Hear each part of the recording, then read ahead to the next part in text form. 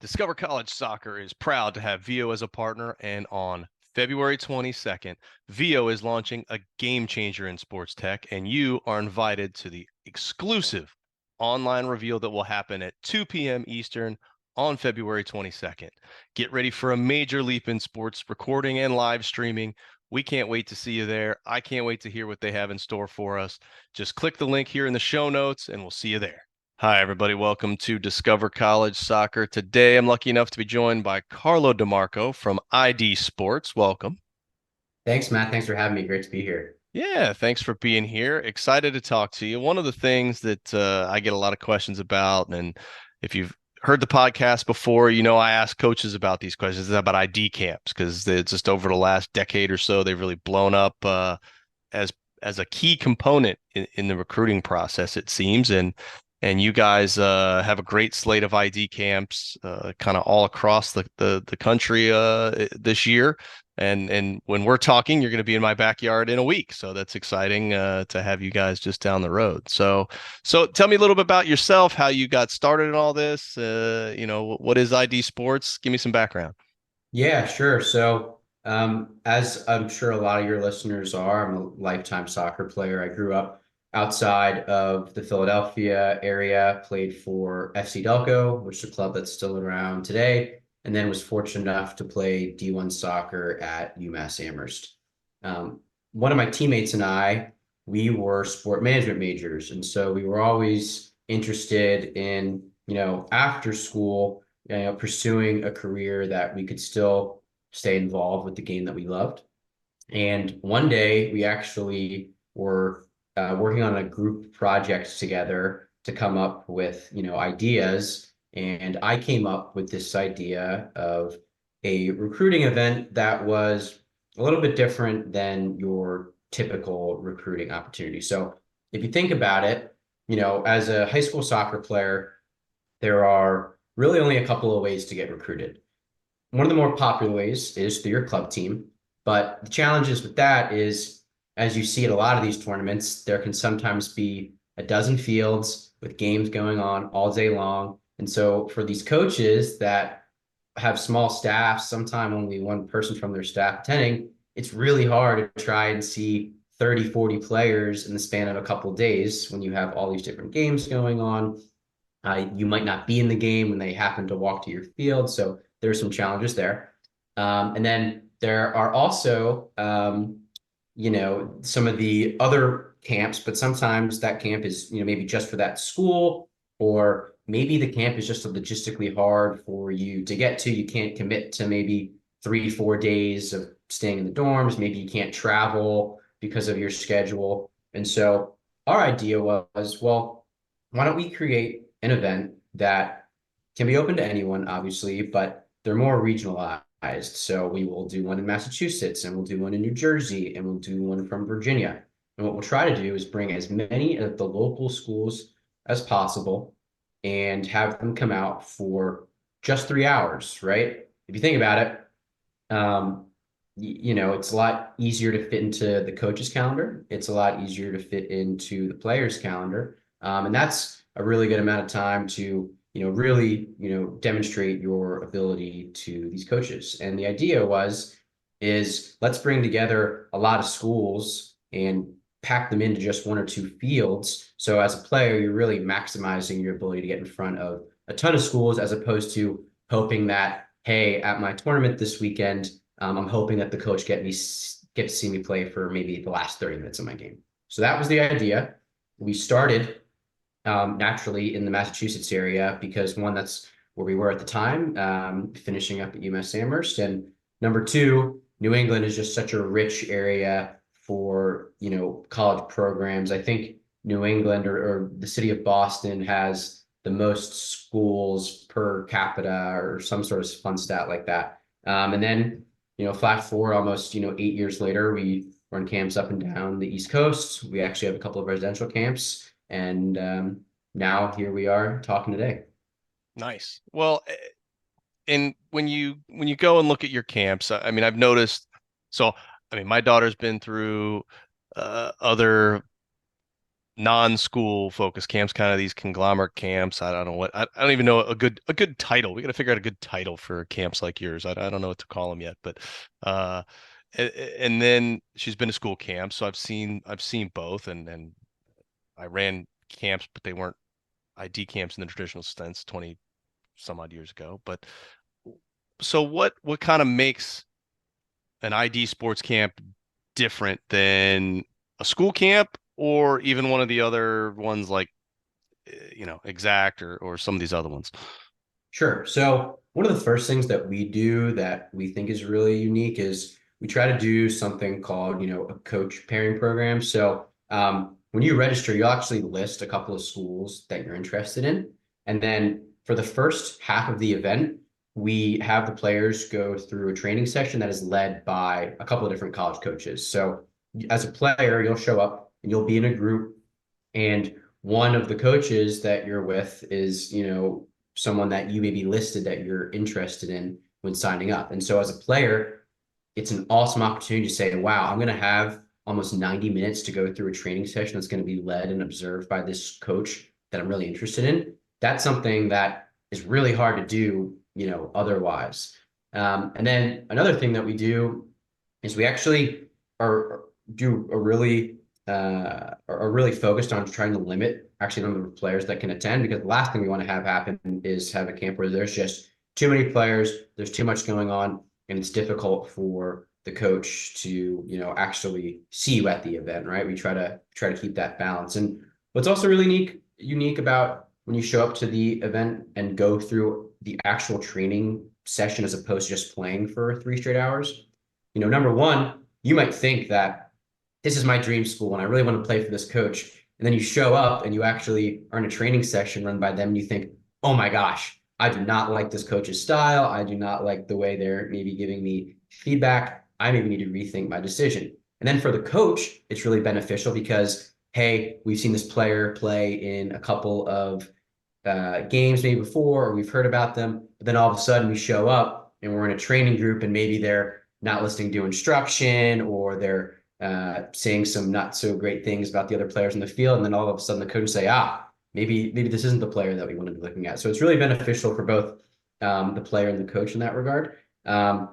And then, the last thing that I would say that makes us different is, we really try to encourage the players to spend time to actually go and talk to these coaches and use that opportunity to introduce themselves, right? During water breaks or halftime or even after the event, when we have the opportunity for players to go introduce themselves. It's really hard to do that at a tournament or anything else like that, just because again, there's so much going on.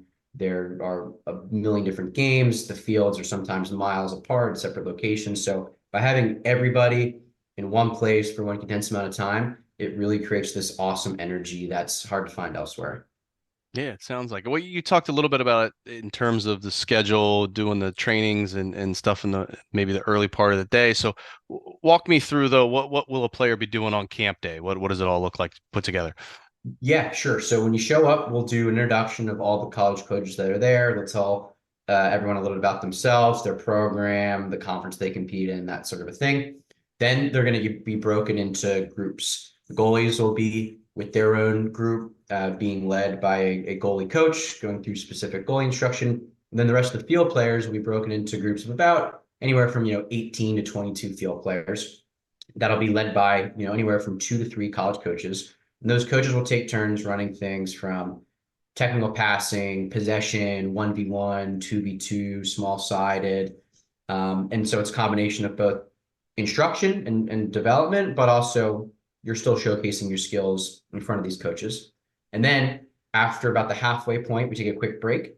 And then we'll break into full field scrimmages, right? So the college coaches are actually coaching and kind of watching all the games that are going on. And the players, it's your chance, right, to compete and show what you've got. And what we try to do, and what we do is the group that you trained with is going to be the group that you then go and compete with in the scrimmages. And what's nice about that is you can take a lot of the things that you've worked on just in that short 90-minute time, and then hopefully it translates to what we're seeing in the scrimmages. Instead of you being put on a random team and just jumping into a game, you might not know your outside back's name or your forward's name. And so it's a good way to get to know your team before actually jumping into a game. So then everybody's a little bit more comfortable. Yeah, no, that definitely makes sense.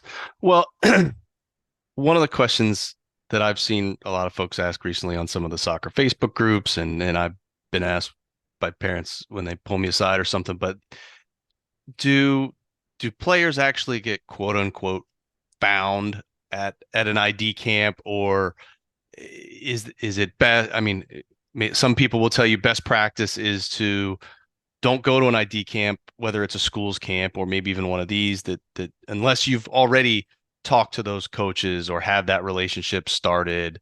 Um, Kind of what's your thought process on that? What have you seen at your camps or anything like that?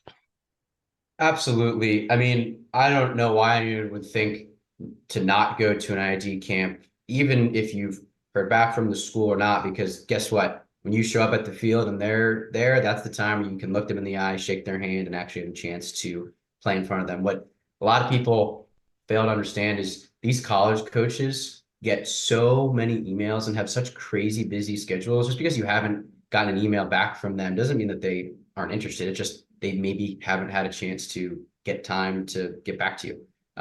So I guess to go back to your question, do players actually get recognized at our camps? Like, absolutely. A fun story that I like to tell is at our very first camp that we ever did, which was in Massachusetts. Providence College was there, and they had a goalkeeper that was not on their radar, and then he played great at the camp. And flash forward a few years later, I forget what year exactly it was when Providence made that great Final Four run, but the goalie that they found at the camp was the goalie that was playing for them at the time. And what's really, I think, unique about an ID camp is when you show up, it is so easy as a player to immediately differentiate yourself and all of a sudden stand out. And it doesn't even have to necessarily be something that's you do on the field, right? You can be with your group and lead the warm up or go grab the cones for the coach when he's done a session, or heck, even just walking up to the coach in between the water break and say, "Hey, Coach so and so, my name's Carlo. I'm really interested in your program because you have a engineering program. That's something that I'm really interested in. Really looking forward to getting you watching me play today." So the ease in which players have the chance to actually stand out at one of these things is just such a unique opportunity that again is just really hard to find anywhere else. Well, and you kind of just mentioned it in terms of some good tips for things you can do when you're at the camp, but give me some just overall recommendations. What can a player do before going to camp, during camp, and after camp to really have the most valuable and productive experience? Sure. So first thing I would say is, look, if there are certain schools that you're really interested in, go ahead and reach out and say, "Hey, coach, I'm going to be at the camp. Really looking forward to seeing you." I could spend an hour talking about email best practices, right? But make it short and sweet. Maybe include a highlight reel if you have it. Obviously, state your grad year.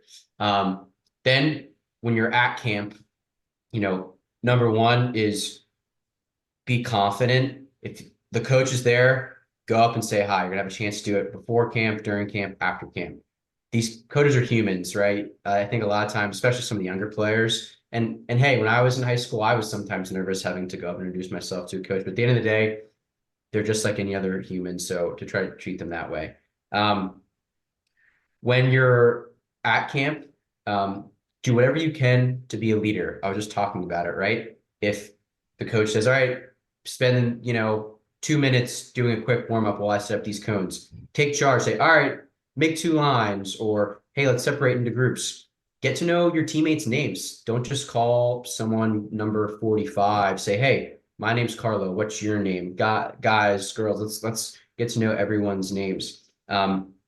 Be really, really encouraging, right? People might be nervous, people might not know each other. So if someone makes a bad pass, or you're unhappy with something that they did, try to lift them up and not say anything negative. One of the first things that coaches will do when they see players is if they're doing anything negative, they'll immediately just write them off. And again, such an easy way to stand out either positively or negatively. And then the last thing, right, is just follow up afterwards, right? Depending upon maybe what year you are or what level of program the school is, it might be limited in what they can kind of the communication process. But at the end of camp, you can go up to coach no matter what, whether you're a freshman, a senior, and say, hey, how do you think I played today? What can I be working on? And they can give you that feedback. And we leave time at the end for camp for players to be able to do that. So I guess to summarize, it's,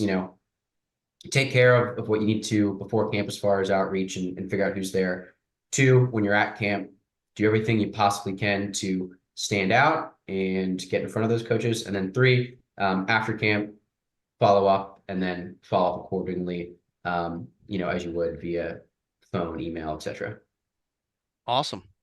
Well, hey, really appreciate the time and some really thoughtful answers there. And I'm looking forward to checking out camp next weekend here in my backyard. But where can people find more about your camps? When are they and all that stuff? Where should they find you? Yeah, so idsportsusa.com. We've got a bunch of information there as far as 1 day camps that we run. And then we actually do have a few residential camps this summer. We've got 2 boys camps, one at Washington College down in Maryland. Shout out to Washington College. They had an awesome run this year. They were in the Final Four, which was really fun to watch.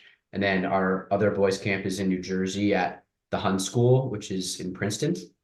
And then we have a girls camp at Bentley University. And yeah, we run camps every winter, spring, and summer, right? During the fall, players have high school, coaches have their season. So what we try to do is focus on the times where both the players and the coaches are available so we can bring everybody together. Awesome. Well, thanks again. Looking forward to it, and we'll be in touch. All right. Thanks, Matt. Thank you.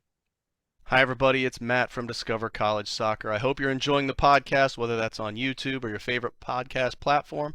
Don't forget to hit the subscribe button. I also wanted to let you know about the Discover College Soccer Study Table. This is our brand new online portal that is complete with a 14-part online course giving you all of the ins and outs of the college soccer recruiting process.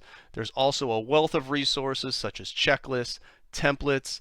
There's the spreadsheets that have every soccer program in the country along with their coaches, their contact information, their social media information, some basic stats about the school, and more. Plus, there's an online community where you can ask your questions, share your wins, your losses, any questions that you may have around the college soccer recruiting process. It's all there at the Discover College Soccer study table that you can find at discovercollegesoccer.com/study table, and hopefully we will see you there.